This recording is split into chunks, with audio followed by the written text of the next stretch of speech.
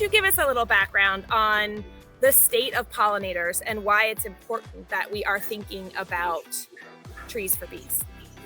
I mean, so certainly, pollinators are one of the indicators for sort of the overall ecological health of any system.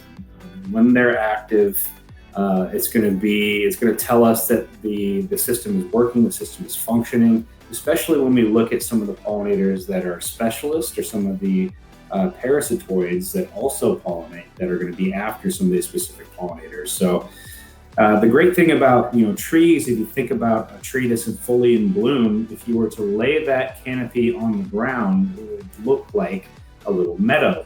You think one plant is creating so much nectar and so much pollen, why trees are such a great nectar and pollen source for pollinators in general.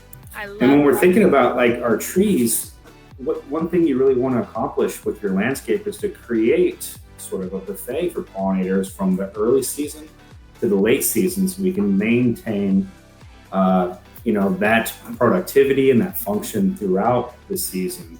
Where a lot of some of our favorite ways to plant things is to plant things in clusters with the same thing over and over and over to get sort of that aesthetic appeal. But when we're thinking about the ecology and function of the landscape, maybe it's better to pick and choose things and block things out by the time of year that they bloom. And so that'll add interest throughout the year, as well as provide all that nectar and pollen that the pollinators are going to need.